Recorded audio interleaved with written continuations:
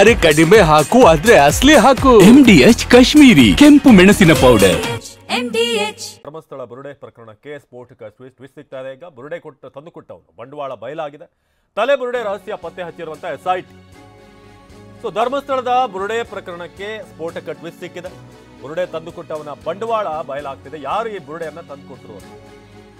ತಲೆ ಬುರುಡೆ ರಹಸ್ಯ ಪತ್ತೆ ಹಚ್ಚಿರುವಂತ SIT. ಸೌಜನ್ಯ ಮಾವ ವಿಠಲ್ ಗೌಡ ಬುರುಡೆ ತಂದಿದ್ದ. SIT ಗ್ರಿಲ್ ವೇಳೆ ಬಾಯ್ಬಿಟ್ಟಂತ ಮಟ್ಟಣ್ಣನವರ್. 11A ಸ್ಪಾಟ್ನ ಸ್ವಲ್ಪ ದೂರದಲ್ಲೇ ಸಿಕ್ಕಿದ್ದಂತ ಬುರುಡೆ. ಬಂಗ್ಲಗುಡ್ಡ ಕಾಡಿನಿಂದ ಬುರುಡೆ ತಂದಿದ್ದಾಗಿ ಮಾಹಿತಿಯನ್ನ ನೀಡಿರೋದಾಗಿದೆ ಈಗ SITಗೆ. ಸೊ ನೇತ್ರಾವತಿ ಸ್ನಾನಘಟ್ಟದ ಸಮೀಪದಲ್ಲಿರುವಂತಹ ಬಂಗ್ಲಗುಡ್ಡ ಬುರುಡೆ ಕೇಸ್ ತನಿಖೆ ವೇಳೆ ಸ್ಫೋಟಕ ಸತ್ಯ ರಿವೀಲ್ ಆಗಿದೆ. ಈಗ ಧರ್ಮಸ್ಥಳ ಬುರುಡೆ ಪ್ರಕರಣಕ್ಕೆ ಸ್ಫೋಟಕ ಟ್ವಿಸ್ಟ್ ಸಿಕ್ಕಿರೋದು. ಯಾರು ಈ ಬುರುಡೆಯನ್ನ ತಂದುಕೊಟ್ರು? ಸೌಜನ್ಯ ಮಾವ ವಿಠಲ್ ಗೌಡಗೆ ಪ್ರಶ್ನೆಗಳ ಸುರಿಮಳೆ. ಬಂಗ್ಲಗುಡ್ಡ ಕಾಡಿನಿಂದ ತಲೆ ಬುರುಡೆ ತಂದುಕೊಟ್ಟಿದ್ದೆ. SIT ವಿಚಾರಣೆ ವೇಳೆ ರಹಸ್ಯ ಬಾಯ್ಬಿಟ್ಟಂತ ವಿಠಲ್ ಗೌಡ. ಮರದ ಕೆಳಗೆ ಭೂಮಿ ಮೇಲ್ಭಾಗದಲ್ಲಿ ಈ ಬುರುಡೆ ಸಿಕ್ಕಿತ್ತು. ಸ್ಥಳದಲ್ಲಿ ಕೇವಲ ಬುರುಡೆ ಮಾತ್ರ ಸಿಕ್ಕಿದ್ದಾಗಿ ಮಾಹಿತಿ. ಈತ ಕೊಟ್ಟಿರುವಂತ ಇನ್ಫಾರ್ಮೇಶನ್. ಬುರುಡೆ ಸಿಕ್ಕಿದ್ದ ಸ್ಥಳದಲ್ಲಿ ಹುಡುಕಾಟ ನಡೆಸಿದಾಗ ಈ ಮರದ ಕೆಳಗಿತ್ತಿದ್ದು, ಮರದ ಕೆಳಗೆ ಭೂಮಿಯ ಮೇಲ್ಭಾಗದಲ್ಲಿ ಬುರುಡೆ ಸಿಕ್ಕಿತ್ತು. ಸ್ಥಳದಲ್ಲಿ ಕೇವಲ ಬುರುಡೆ ಮಾತ್ರ ಸಿಕ್ಕಿರೋದು ಅಂತ ಈಗ ಸೌಜನ್ಯ ಮಾವ ವಿಠಲ್ ಗೌಡ SITಗೆ ಇನ್ಫಾರ್ಮೇಶನ್ ಕೊಟ್ಟಿರೋದು. ಈಗ ಅಂದರೆ ಮಾಹಿತಿಯನ್ನು ಅದು ಕೇಳಿದಾಗ ಆ ಒಂದು ಹೇಳಿಕೆಯನ್ನು ಕೊಟ್ಟಿರೋದು. ಸೊ ಬುರುಡೆ ಸಿಕ್ಕಿದ್ದ ಸ್ಥಳದಲ್ಲಿ ಅಸ್ಥಿಪಂಜರಕ್ಕಾಗಿ ಹುಡುಕಾಟ. ಹಾಗಾಗಿ ಈ ಬುರುಡೆ ಯಾರು ಕೊಟ್ಟರು, ಎಲ್ಲಿಂದ ಬಂತು ಅನ್ನೋ ಬಗ್ಗೆ ಪ್ರಶ್ನೆಗಳಿತ್ತಲ್ಲ. ಈಗ ಒಬ್ಬರಾದ್ಮೇಲೆ ಒಬ್ಬರು ಇದಕ್ಕೆ ಸಂಬಂಧಪಟ್ಟ ಹಾಗೆ ವಿಚಾರಗಳನ್ನು ಈಗ ಹೇಳ್ತಾ ಇದ್ದಾರೆ. ಆರಂಭದಲ್ಲಿ ಈ ಜಯಂತ್ ವಿಚಾರವಾಗಿ ಕೇಳಲಾಯಿತು. ಗಿರೀಶ್ ಮಟ್ಟಣ್ಣವರು ತಂದರು ಅಂತ ಆಯಿತು. ಅದಾದಮೇಲೆ ಈಗ ಗಿರೀಶ್ ಮಟ್ಟಣ್ಣವರ್, ಸೌಜನ್ಯ ಮಾವಂತ ಜೊತೆಗೆ ಬುರುಡೆ ತರೋಕ್ಕೆ ಜೊತೆಯಲ್ಲಿ ಹೋಗಿದ್ದ ಮತ್ತೋರ್ವ ಪ್ರದೀಪ್ ಗೌಡ ಕರೆದುಕೊಂಡು ಹೋಗಿ ಮಹಜರು. ವಿಠಲ್ ಜೊತೆಗೆ ಡ್ರೈವಿಂಗ್ ಮಾಡಿಕೊಂಡು ಹೋಗಿದ್ದ. ವಿಠಲ್ ಗೌಡಗೆ ಸಾಥ್ ಕೊಟ್ಟಂತ ವ್ಯಕ್ತಿ ಈತ. ನೆನ್ನೆ ವಿಠಲ್ ಗೌಡ ಪ್ರದೀಪ್ ಕರ್ಕೊಂಡು ಹೋಗಿ ಮಹಜರು ಮಾಡಲಾಗಿದೆ. ಆ ಸ್ಪಾಟ್ನಲ್ಲಿ ವಿಠಲ್ ಜೊತೆ ಡ್ರೈವಿಂಗ್ ಮಾಡಿಕೊಂಡು ಹೋದಂಥ ವ್ಯಕ್ತಿ ಈತ. ನೇತ್ರಾವತಿ ಸ್ನಾನಘಟ್ಟ ಏನಿದೆ ಅದರ ಬಳಿಯ ಬಂಗ್ಲೆಗುಡ್ಡದಲ್ಲಿ ಸ್ಥಳ ಮಹಜರು ಮಾಡಲಾಗಿದೆ. ಬುರುಡೆ ತಂದಂಥ ಜಾಗದ ಮಣ್ಣಿನ ಸ್ಯಾಂಪಲ್ ಅನ್ನು ಕೂಡ SIT ಅವರು ಕಲೆಕ್ಟ್ ಮಾಡಿದ್ದಾರೆ. ಸ್ಯಾಂಪಲ್ಗಳನ್ನು ಲ್ಯಾಬ್ಗೆ ಕಳಿಸಲಿರುವಂಥ SIT. ಸೊ ಹಾಗಾದರೆ ಬುರುಡೆ ಬಂದಿದ್ದೆಲ್ಲಿಂದ, ಅಲ್ಲಿ ಹೇಗೆ ಸಿಕ್ತು, ಇದು ಈಗ ಗೊತ್ತಾಗಬೇಕಾದಂಥ ವಿಚಾರ. ಸೊ ವಿಠಲ್ ಜೊತೆಗೆ ಡ್ರೈವಿಂಗ್ ಮಾಡಿಕೊಂಡು ಈತ ಹೋಗಿದ್ದ ಪ್ರದೀಪ್ ಗೌಡ. ಸೊ ವಿಠಲ್ ಜೊತೆಗೆ ಡ್ರೈವಿಂಗ್ ಮಾಡಿಕೊಂಡು ಹೋದಂಥ ಸಂದರ್ಭದಲ್ಲಿ ನಂತರ ನಿನ್ನೆ ವಿಠಲ್ ಗೌಡ ಪ್ರದೀಪ್ ಅವರು ಇಬ್ಬರನ್ನೂ ಕೂಡ ಕರ್ಕೊಂಡು ಹೋದ್ರಲ್ಲಿ. ಎಲ್ಲಿ ಯಾವ ಸ್ಪಾಟ್ನಲ್ಲಿ ಹೋಗಿದ್ದು, ಎಲ್ಲಿ ಸಿಕ್ತು ಬುರುಡೆ, ಯಾವತ್ತು ಸಿಕ್ಕಿದ್ದು, ಅದಾದ ನಂತರ ಈ ಬುರುಡೆ ಇಟ್ಕೊಂಡು ಏನೆಲ್ಲ ಪ್ಲ್ಯಾನ್ಗಳಾಯಿತು. ಸೊ ಬಂಗ್ಲೆಗುಡ್ಡೆ ಬಳಿ ಕರ್ಕೊಂಡು ಹೋಗಿ ಈಗ ನಿನ್ನೆ ಸ್ಥಳ ಮಹಜರು ಮಾಡಿದ್ದಾರೆ. ನಮ್ಮ ಪ್ರತಿನಿಧಿ ಪೃಥ್ವಿ ಈ ಬಗ್ಗೆ ಹೆಚ್ಚಿನ ಮಾಹಿತಿಯನ್ನು ನೀಡ್ತಾರೆ. ನೇರ ಸಂಪರ್ಕದಲ್ಲಿ ಪೃಥ್ವಿ, ಇದೀಗ ಈ ಬುರುಡೆ ರಹಸ್ಯ ಯಾರು ತಂದುಕೊಟ್ರು, ಏನು ಇದ್ರ ಹಿಂದೆ ಏನು ಪ್ಲಾನ್ ಇತ್ತು, ಇದೆಲ್ಲವೂ ಕೂಡ ಸಾಕಷ್ಟು ಕುತೂಹಲ ಮೂಡಿಸುವಂಥದ್ದು. ಸೊ ಪೃಥ್ವಿ, ಈಗ ಸದ್ಯಕ್ಕೆ ಗಿರೀಶ್ ಮಟ್ಟಣ್ಣವರ ಒಂದು ವಿಚಾರಣೆ ಸಂದರ್ಭದಲ್ಲಿ ಏನಾಯಿತು ಅನ್ನೋದು, ಜೊತೆಗೆ ಈ ವ್ಯಕ್ತಿ ವಿಠಲ್ ಗೌಡ ಸೊ ಆತ ಕೊಟ್ಟಂತ ಹೇಳಿಕೆ ಏನು ಅನ್ನೋದು ಪೃಥ್ವಿ.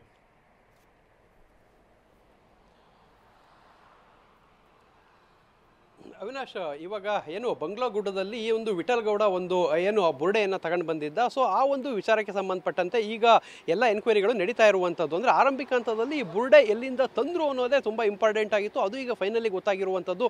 ವಿಠಲ್ ಗೌಡ ಈ ಬಂಗ್ಲಾಗುಡ್ಡದಿಂದ ಈ ಬುರುಡೆ, ತಲೆ ಬುರುಡೆಯನ್ನು ತೆಗೆದುಕೊಂಡು ಬಂದ ಅಂತೇಳಿ ಅದಕ್ಕೆ ಸಂಬಂಧಪಟ್ಟಂಥ ಸ್ಪಾಟ್ ಮಾಜರು ಮತ್ತು ಅಲ್ಲಿ ಮಣ್ಣಿನ ಒಂದು ಸ್ಯಾಂಪಲನ್ನು ಕಲೆಕ್ಟ್ ಮಾಡುವಂಥ ಕೆಲಸವನ್ನು ಕೂಡ ನಿನ್ನೆ SIT ಪೊಲೀಸರು ಮಾಡಿರುವಂಥದ್ದು. ಅಂದರೆ ಇಲ್ಲಿ ವಿಚಾರಣೆ ತೀವ್ರ ವಿಚಾರಣೆ ಸಂದರ್ಭದಲ್ಲಿ ಆ ಒಂದು ಪ್ರದೇಶದಲ್ಲಿ ಅಂದರೆ ಏನು ಬುರುಡೆಯನ್ನು ತೆಗೆದುಕೊಂಡಂಥದ್ದು ಯಾರು ಅಂತ ಹೇಳಿ ಈಗ ಒಬ್ಬರಿಂದ ಒಬ್ಬರ ಮೇಲೆ ಹಾಕಿರುವಂಥದ್ದು. ಆರಂಭಿಕ ಹಂತದಲ್ಲಿ ಜಯಂತ್ ಗಿರೀಶ್ ಮಟ್ಟಣ್ಣನವರು ನನಗೆ ಬುರುಡೆ ಕೊಟ್ಟರು ಅಂತ ಹೇಳಿದರೆ, ಗಿರೀಶ್ ಮಟ್ಟಣ್ಣನವರು ವಿಠಲ್ ಗೌಡ ಬುರುಡೆ ಕೊಟ್ಟಿದ್ದು ಅಂತ ಹೇಳಿರುವಂಥದ್ದು. ಸೊ ಅದಾದ ಬಳಿಕ ಚಿನ್ನಯ್ಯನ ಕೈಗೆ ಆ ಬುರುಡೆ ಸೇರಿತ್ತು. ಸದ್ಯಕ್ಕೆ ಆ ಒಂದು ಬುರುಡೆ ತಂದಿದ್ದು ಇದೇ ಬಂಗ್ಲಾಗುಡ್ಡದಲ್ಲಿ. ಇಲ್ಲಿ ನೋಡ್ಬೋದಾಗಿದೆ, ಬಂಗ್ಲಾಗುಡ್ಡ ಪ್ರದೇಶ ಇದೆ, ಇಲ್ಲೇ ಆ ಒಂದು ಬುರುಡೆಯನ್ನು ಈ ಬಂಗ್ಲಾಗುಡ್ಡದಿಂದ ತರ್ತಾರೆ. ಸೊ ವಿಠಲ್ ಗೌಡ ತಂದಂತಹ ಸಂದರ್ಭದಲ್ಲಿ ಅಲ್ಲಿ ಏನು ಪ್ರದೀಪ್ ಗೌಡ ಅಂತ ಹೇಳಿ ಆತನ ಜೊತೆ ಹೋಗಿರ್ತಾನೆ. ಸೊ ಆತನನ್ನು ಕೂಡ ಈಗ ವಿಚಾರಣೆಯನ್ನು ಮಾಡಿರುವಂಥದ್ದು. ಅಂದರೆ ಪ್ರಮುಖವಾಗಿ ಮುಖ್ಯವಾಗಿ ಈ ಒಂದು ಪ್ರದೇಶದಲ್ಲಿ ನಿನ್ನೆ ಸ್ಪಾಟ್ ಮಾಜರ್ ಮಾಡಿದ್ರು. ಸೊ ಇಲ್ಲಿ ಯಾರು ಕೂಡ ಸಾರ್ವಜನಿಕರು ಆ ಬಂಗ್ಲಗುಡ್ಡಕ್ಕೆ ಹೋಗಬಾರ್ದು ಅಂತೇಳಿ ಪೊಲೀಸ್ ಸೆಕ್ಯೂರಿಟಿಯನ್ನು ಕೂಡ ಇಲ್ಲಿ ಹಾಕಿರೋದನ್ನು ನೋಡ್ಬೋದಾಗಿದೆ. ಅಂದರೆ ಧರ್ಮಸ್ಥಳ ಸ್ಥಳೀಯ ಪೊಲೀಸರನ್ನ ಇಲ್ಲಿಗೆ ಸೆಕ್ಯೂರಿಟಿಗೆ ಹಾಕಿರುವಂಥದ್ದು. ಬಂಗ್ಲೆಗುಡ್ಡದಲ್ಲಿ ಇನ್ನೂ ಕೂಡ ಅಂದರೆ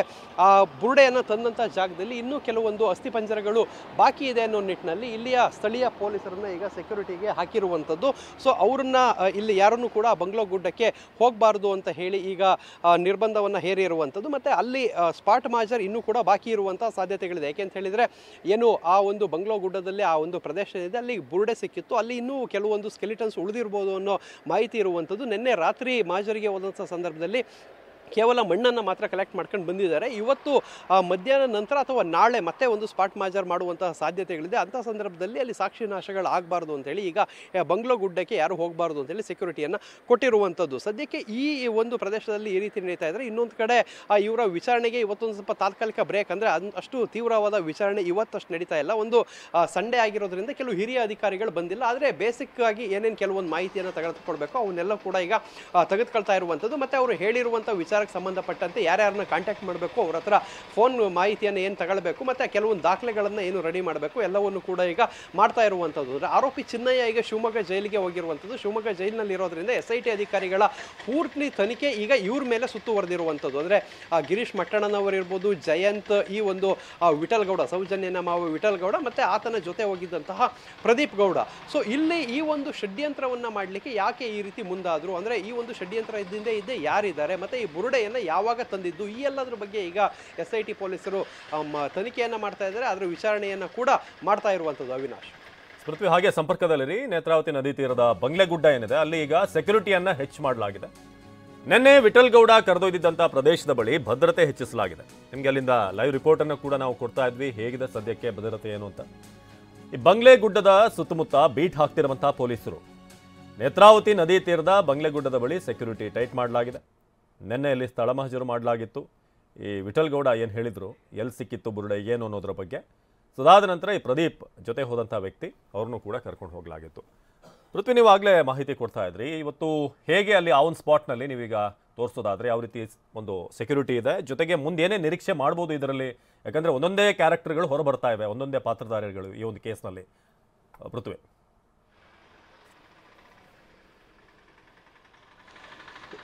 ಖಂಡಿತ ಅವಿನಾಶ್, ಇಲ್ಲಿ ಒಂದು ಗಮನಿಸಬೇಕಾದ ಅಂಶ ಅಂತ ಹೇಳಿದರೆ ಈ ಒಂದು ಬಂಗ್ಲಗುಡ್ಡದಲ್ಲಿ ಅವರು ಬುರುಡೆಯನ್ನು ತಗೊಂಡು ಬಂದಿದ್ದಂಥದ್ದು. ಈ ಒಂದು ಪ್ರಕರಣದ ಕೇಂದ್ರ ಬಿಂದು ಈಗ ಬಂಗ್ಲಗುಡ್ಡ ಆಗಿದೆ. ಅದಕ್ಕೋಸ್ಕರ ಇಲ್ಲಿ ಪೊಲೀಸ್ ಸೆಕ್ಯೂರಿಟಿಯನ್ನು ಕೊಟ್ಟಿದ್ದು. ಮತ್ತು ಇಲ್ಲಿ ಈ ಬಂಗ್ಲಗುಡ್ಡನ ಒಂದು ಅಬ್ಸರ್ವ್ ಮಾಡಬೇಕು. ಇಲ್ಲಿ ನೋಡ್ಬೋದಾಗಿದೆ, ಇದೇ ಬಂಗ್ಲಗುಡ್ಡದಲ್ಲಿ ಅವರು ಒಂದು ಬುರುಡೆಯನ್ನು ತೆಗೆದುಕೊಂಡು ಬಂದರು ಅಂತ ಹೇಳಾಗಿರುವಂಥದ್ದು. ಅದರ ಜೊತೆಗೆ ಒಂದು ವಿಡಿಯೋವನ್ನು ಕೂಡ ಕೊಟ್ಟಿದ್ದಂಥದ್ದು. ಅಂದರೆ ಇಲ್ಲಿ ಗಮನಿಸಬೇಕು, ಈಗ ಮಳೆಗಾಲ ಆರಂಭ ಅಂದರೆ ಕಂಟಿನ್ಯೂ ಇರ್ತಾ ಇರುವಂಥದ್ದು. ಸೊ ಇವರು ಬುರುಡೆಯನ್ನು ತಂದಂಥ ಸಂದರ್ಭದಲ್ಲಿ ಆ ಒಂದು ಏನು ವಿಡಿಯೋವನ್ನು ಮಾಡಿದ್ದಾರೆ ಆಗ್ಲೂ ಕೂಡ ಅದು ಮಳೆಗಾಲದ ರೀತಿಯ ಕಾಣ್ತಾ ಇರುವಂಥದ್ದು. ಅಂದರೆ ಏನು ಆ ಒಂದು ವಿಡಿಯೋ ಮಾಡಿದಂಥ ಸಂದರ್ಭಗಳಲ್ಲೂ ಕೂಡ ಆ ಮಳೆ ಬರ್ತಾ ಇತ್ತು ಆ ಕಾಡಿನಲ್ಲಿ ಅನ್ನೋದು ಆ ವಿಡಿಯೋದಲ್ಲಿ ಗಮನಿಸಬೇಕಾದಂಥ ಅಂಶ. ಆದರೆ ಈಗ ಮಳೆ ಆರಂಭವಾಗಿ ಒಂದು 3-4 ತಿಂಗಳು ಸ್ಟಾರ್ಟ್ ಆಗಿದೆ. ಸೊ ಕಳೆದ 2 ತಿಂಗಳಿನಿಂದ ಈ ಒಂದು ಬುರುಡೆಯ ಪ್ರೋಸೆಸ್ ನಡೀತಾ ಇರುವಂಥದ್ದು. ಸೊ ಇಲ್ಲಿ ಸದ್ಯಕ್ಕೆ ಆ ಒಂದು ಬುರುಡೆಯನ್ನು ಯಾವಾಗ ತೆಗೆದುಕೊಂಡು ಬಂದರು ಅನ್ನೋದು ತುಂಬ ಇಂಪಾರ್ಟೆಂಟ್ ಆಗುತ್ತೆ. ಈ ನಿಟ್ಟಿನಲ್ಲಿ ಈಗ SIT ಕೆಲವೊಂದು ಮಾಹಿತಿಗಳನ್ನು, ಕೆಲವೊಂದು ವಿಚಾರಣೆ, ಸ್ಪಾಟ್ ಮಾಜರ್ಗಳನ್ನು ಮಾಡ್ತಾ ಇರುವಂಥದ್ದು. ಇಲ್ಲೂ ಕೂಡ ಪೊಲೀಸ್ ಸೆಕ್ಯೂರಿಟಿಯನ್ನು ಹಾಕಿರೋದು ಅದೇ ಉದ್ದೇಶಕ್ಕೆ. ಅಂದರೆ ಇಲ್ಲಿ ಯಾರು ಕೂಡ ಬಂಗ್ಲೆಗುಡ್ಡಕ್ಕೆ ಹೋಗಬಾರ್ದು, ಅಲ್ಲಿ ಹೋಗಿ ಅಲ್ಲಿರುವಂತಹ ಕೆಲವೊಂದು ಸಾಕ್ಷ್ಯ ನಾಶವನ್ನು ಮಾಡಬಾರ್ದು ಅಂತ. ಯಾಕೆ ಅಂತ ಹೇಳಿದ್ರೆ ನಿನ್ನೆ ಗೊತ್ತಾಗಿರುವಂಥದ್ದು ಈ ಬಂಗ್ಲಗುಡ್ಡದಿಂದನೇ ತಲೆಬುರುಡೆಯನ್ನು ತಂದಿದ್ದಾರೆ ಅಂತ ಹೇಳಿ. ಸೊ ಆ ತಲೆಬುರುಡೆಯನ್ನು ಭೂಮಿಯ ಮೇಲ್ಭಾಗದಿಂದ ತಂದಿರುವಂಥದ್ದು ಅಂತ ಆತ ಹೇಳಿರುವಂಥದ್ದು. ಅದ್ರ ಜೊತೆಗೆ ಕೆಲವೊಂದು ಪಾರ್ಟ್ಸ್ಗಳು ಅಲ್ಲೇ ಸಿಗ್ಬೋದಾದಂಥ ಸಾಧ್ಯತೆಗಳಿರೋದ್ರಿಂದ ಆತನನ್ನು ಸ್ಪಾಟ್ ಮಾಜರ್ಗೆ ಕರ್ಕೊಂಡು ಹೋಗಿ ಅದನ್ನೆಲ್ಲ ಹುಡುಕುವಂಥ ಸಾಧ್ಯತೆಗಳಿದೆ. ಮತ್ತು ಅಗತ್ಯ ಬಿದ್ದರೆ AC ಪರ್ಮಿಷನ್ನ ತಗೊಂಡು ಉತ್ಖನನವನ್ನು ಮಾಡಿ ಅದನ್ನು ಹೊರತೆಗೆಯುವಂತಹ ಅವಶ್ಯಕತೆ ಕೂಡ ಇರುತ್ತೆ. ಸೊ ಅದರಿಂದಾಗಿ ಈ ಒಂದು ಪ್ರದೇಶವನ್ನು ಈಗ ಸಂರಕ್ಷಿತ ಪ್ರದೇಶವಾಗಿ ಸೆಕ್ಯೂರಿಟಿಯನ್ನು ಇಟ್ಟಿರುವಂಥದ್ದು. ಅರಣ್ಯ ಇಲಾಖೆ ಜಾಗ ಆಗಿರೋದ್ರಿಂದ ಅಲ್ಲಿಗೆ ಯಾರು ಕೂಡ ಹೋಗಬಾರ್ದು ಅಂತೇಳಿ ಪೊಲೀಸರಿಗೆ ಕಾವಲಿದ್ದಾರೆ. ಸೊ ಅದ್ರ ಜೊತೆಗೆ ಅದನ್ನು ಹೊರತುಪಡಿಸಿದರೆ ಈ ಬುರುಡೆ ಯಾವಾಗ ತಂದಿದ್ದು ಅನ್ನೋ ಪ್ರಶ್ನೆ ಕೂಡ ಹುಟ್ಕೊಳ್ಳುತ್ತೆ. ಯಾಕೆಂತ ಹೇಳಿದರೆ ಅಲ್ಲಿ ಆ ಬುರುಡೆ ವಿಡಿಯೋ ನೋಡಿದರೆ ಅಲ್ಲೂ ಕೂಡ ಅದು ಮಳೆಗಾಲದ ಸಂದರ್ಭದಲ್ಲಿ ಕಾಣ್ತಾ ಇತ್ತು. ಈ ಮಳೆಗಾಲ ಸ್ಟಾರ್ಟ್ ಆಗಿ ಒಂದು 3-4 ತಿಂಗಳಾಯಿತು. ಈ ಪ್ರೋಸೆಸ್ ಸ್ಟಾರ್ಟ್ ಆಗಿ 2 ತಿಂಗಳಾಯಿತು. ಏನಿಲ್ಲ ಅಂತ ಹೇಳಿದ್ರು ಅದಕ್ಕಿಂತ ಮೊದಲೇ ಈ ಬುರುಡೆಯನ್ನು ತೆಗೆದುಕೊಂಡು ಬಂದಿರುವಂಥ ಸಾಧ್ಯತೆಗಳಿದೆ. ಇವಾಗಿಗೆ ಅದನ್ನು ಅವರು ಟ್ಯಾಲಿ ಮಾಡ್ತಾ ನೋಡಿದ್ರೆ ಅವರು ಬೇಸಿಗೆನಲ್ಲಿ ಈ ಬುರುಡೆಯನ್ನು ತೆಗಿಬೇಕಾಗಿತ್ತು. ಆದರೆ ಅಲ್ಲಿ ಮಳೆ ಬರ್ತಾ ಇರುವಂಥ ಸಂದರ್ಭದಲ್ಲಿ ಬುರುಡೆಯನ್ನು ತೆಗೆದ್ರಿಂದ ಇಲ್ಲೂ ಸಾಕಷ್ಟು ಕೆಲವೊಂದು ಅನುಮಾನ ವಿಚಾರಗಳು ಅಲ್ಲಿ ಪೊಲೀಸರಿಗೆ, SIT ಪೊಲೀಸರಿಗೆ ಕಾಡ್ತಾ ಇರುವಂಥದ್ದು. ಅದಕ್ಕೋಸ್ಕರ ಈಗ ಅಲ್ಲಿನ ಮಣ್ಣಿನ ಸ್ಯಾಂಪಲನ್ನು ತಗೊಂಡಿದ್ದಾರೆ. ಅದನ್ನು FSLಗೆ ಕಳಿಸುವಂಥ ಕಾರ್ಯವನ್ನು ಕೂಡ ಮಾಡಿರುವಂಥದ್ದು. ಮತ್ತು ಬುರುಡೆಯನ್ನು ಆತ ಆರಂಭಿಕ ಹಂತಗಳಲ್ಲಿ ಅಂದರೆ ದಿನಗಳಲ್ಲಿ ತಂದಂಥ ಸಂದರ್ಭದಲ್ಲಿ ಕೋರ್ಟ್ಗೆ ಏನು ಕೊಡ್ತಾನೆ, ಆ ಬುರುಡೆಯನ್ನು ಕೂಡ ಬುರುಡೆ ಜೊತೆ ಇದ್ದಂತಹ ಸಾಯಿಲ್ ಸ್ಯಾಂಪಲ್ಸ್ ಏನಿತ್ತು ಅದನ್ನು ಕೂಡ ಈಗ ಟೆಸ್ಟ್ ಮಾಡಲಾಗಿದೆ. ಸೊ ಅವಕ್ಕೆರಡಕ್ಕೂ ಹೋಲಿಕೆ ಮಾಡ್ತಾರೆ.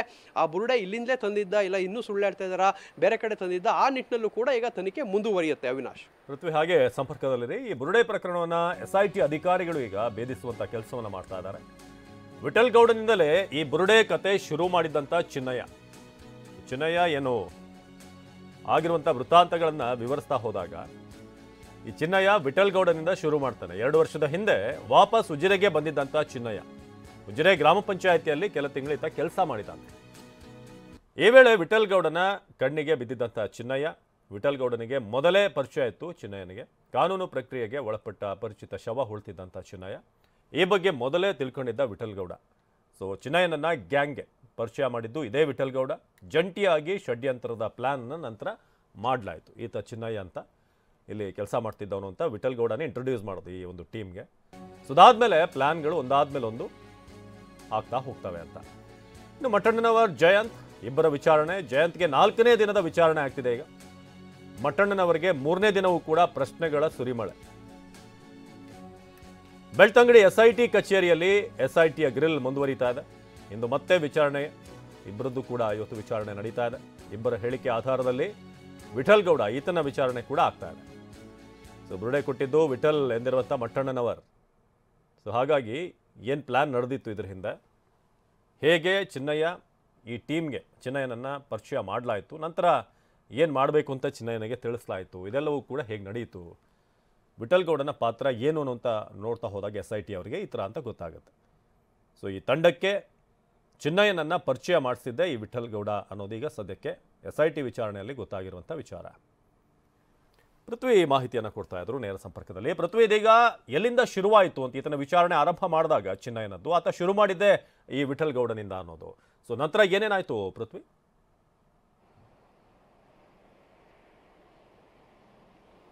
ಅವಿನಾಶ್, ಪ್ರಮುಖವಾಗಿ ವಿಠಲ್ ಗೌಡ ಈ ಸೌಜನ್ಯನ ಮಾವ. ಸೊ ಇಲ್ಲಿ ವಿಠಲ್ ಗೌಡನಿಗೆ ಸಹಜವಾಗಿ ಈ ಒಂದು ಸೌಜನ್ಯ ಹೋರಾಟಗಾರರ ಇವರು ತಂಡದವ್ರ ಜೊತೆ ಆಸ್ ಯೂಶುವಲ್ ಕಾಂಟ್ಯಾಕ್ಟ್ ಇರುತ್ತೆ. ಇಲ್ಲಿ ಆರಂಭಿಕ ಹಂತದಲ್ಲಿ ಈ ಒಂದು ಹೋರಾಟ ಅದಾದ ಬಳಿಕ ಈ ಬುರುಡೆ ತಿರುವನ್ನ ಪಡೆದುಕೊಂಡಿದ್ದಂಥದ್ದು. ಅಂದ್ರೆ ಇಲ್ಲಿ ನೋಡ್ತಾ ಹೋಗೋದಾದ್ರೆ ಇಲ್ಲಿ ಈ ಒಂದು ವಿಠಲ್ ಗೌಡನಿಗೆ ಯಾರು ಇದನ್ನ ಮಾಡ್ಲಿಕ್ಕೆ ಹೇಳಿದ್ದು ಅಂತ ಹೇಳಿ, ಯಾಕೆಂತ ಹೇಳಿದ್ರೆ ಈಗ ಜಯಂತನ್ನ ಕೇಳುವಂತ ಸಂದರ್ಭದಲ್ಲಿ ಜಯಂತ್ ತನ್ನ ಆ ಬುರುಡೆ ಬಾಲನ್ನ ಎಸ್ತಿದ್ದು ಮಟ್ಟಣ್ಣನವರ ಅಂಗಳಕ್ಕೆ, ಮಟ್ಟಣ್ಣನವರ್ ಎಸ್ತಿದ್ದು ಈಗ ವಿಠಲ್ ಗೌಡನ ಅಂಗಳಕ್ಕೆ. ಸೊ ವಿಠಲ್ ಗೌಡನೇ ಸ್ವತಃ ತೆಗೆದುಕೊಂಡು ಆ ಒಂದು ಬುರುಡೆಯನ್ನು ತಗೊಂಡು ಬಂದಿದ್ದು ಅನ್ನೋದು ಈಗ ನಿನ್ನೆ ಗೊತ್ತಾಗಿರುವಂಥದ್ದು. ಅಂದರೆ ನಿನ್ನೆ ವಿಚಾರಣೆ ವೇಳೆ ಗೊತ್ತಾಗಿದೆ. ಆತ ನನ್ನ ಸ್ಥಳ ಮಾಜರಿಗೆ ಕರ್ಕೊಂಡು ಹೋಗಿ ಎಲ್ಲಿ ಪರ್ಟಿಕ್ಯುಲರ್ ಜಾಗ ಎಲ್ಲಿಂದ ಬುರುಡೆ ತಂದೆ ಅಂತ ಹೇಳಿ ನಿನ್ನೆ ರಾತ್ರಿನೇ ಪೊಲೀಸರು ಅದನ್ನ ಆ ಸಾಯಿಲ್ ಸ್ಯಾಂಪಲ್ಸ್ ಅನ್ನು ಕೂಡ ಕಲೆಕ್ಟ್ ಮಾಡಿರುವಂಥದ್ದು. ಅಲ್ಲಿಗೆ ವಿಠಲ್ ಗೌಡನೇ ಬುರುಡೆ ತಂದಿದ್ದಂಥದ್ದು ಕನ್ಫರ್ಮ್. ಸೊ ಆ SIT ಅಧಿಕಾರಿಗಳ ತನಿಖೆಯ ಪ್ರಕಾರ. ಆದರೆ ಇಲ್ಲಿ ವಿಠಲ್ ಗೌಡನಿಗೆ ಇದನ್ನ ತರಲಿಕ್ಕೆ ಹೇಳಿದಂಥವ್ರು ಯಾರು, ಆ ಒಂದು ಬಂಗ್ಲಗುಡ್ಡೆಯಲ್ಲಿ ತಲೆ ಬುರುಡೆ ಇದೆ ಅಂತ ಹೇಳಿದ್ ಯಾರು ಅಂತ. ಯಾಕೆಂತ ಹೇಳಿದ್ರೆ ಆರಂಭಿಕ ಹಂತದಲ್ಲಿ ಈ ದೂರುದಾರನಾಗಿ ಬಂದಂತಹ ಮಾಸ್ಕ್ ಮ್ಯಾನ್ ಏನಿದ್ದಾನೆ, ಸೊ ಆತ ಹೇಳಿದ್ದಂಥದ್ದು ನಾನೇ ಹೂತಿಟ್ಟಿದ್ದ ಶವಗಳನ್ನು ನಾನೇ ತಗೊಂಡು ಬರ್ತೀನಿ, ಸೊ ಅದಕ್ಕೆ ಸ್ಯಾಂಪಲ್ ಅಂತ ಹೇಳಿ ಈ ಬುರುಡೆಯನ್ನು ನಾನೇ ಹೋಗಿ ಖುದ್ದು ತಂದಿದ್ದೀನಿ ಅಂತ ಹೇಳಿ ಆತ 164 ಸ್ಟೇಟ್ಮೆಂಟ್ ಏನಿರುತ್ತೆ ಅದನ್ನು ಜಡ್ಜ್ ಎದುರು ಹೇಳಿರುವಂಥದ್ದು. ಸೊ ನಾನೇ ತಗೊಂಡು ಬಂದೆ ಅಂತ ಹೇಳಿ. ಆದರೆ ಇಲ್ಲಿ ಆತ ಬುರುಡೆಯನ್ನು ತಗೊಂಡೇ ಬಂದಿಲ್ಲ ಅನ್ನೋದು ಈಗ ಬಯಲಾಗಿರುವಂಥದ್ದು. ಸೊ ಇದು ಟೋಟಲಿ ಇದೊಂದು ಷಡ್ಯಂತ್ರ ಅನ್ನೋದು ಈಗ ಗೊತ್ತಾಗ್ತಾ ಇರುವಂಥದ್ದು. ಯಾಕೆಂತ ಹೇಳಿದರೆ ಆ ಚಿನ್ನಯ್ಯ ತಾನೇ ಹೂತಾಕಿದ್ದನ್ನು ತಗೊಂಡು ಬಂದರೆ ಆತನಿಗೆ ಹೂತಾಕಿದ್ದು ವಿಚಾರ ಗೊತ್ತಿರುತ್ತೆ, ಅದಕ್ಕೋಸ್ಕರ ತಂದಿದ್ದಾನೆ ಅಂತ ಹೇಳಿ ಹೇಳ್ಬೋದಾಗಿತ್ತು. ಅದನ್ನು ಎಲ್ಲರೂ ಕೂಡ ನಂಬಿದ್ರು. ಆದರೆ ಈಗ ವಿಠಲ್ ಗೌಡ ಹೋಗಿ ಇದನ್ನ ತಗೊಂಡು ಬಂದಿದ್ದಾನೆ ಅಂತ ಹೇಳಿದ್ರೆ ವಿಠಲ್ ಗೌಡನಿಗೆ ಅಲ್ಲಿ ಬುರುಡೆ ಇತ್ತು ಅಂತ ಹೇಳಿ ಹೇಗೆ ಗೊತ್ತಾಯ್ತು, ಆ ಬಂಗ್ಲಗುಂಡಕ್ಕೆ ಏನಕ್ಕೆ ಹೋಗಿದ್ದ.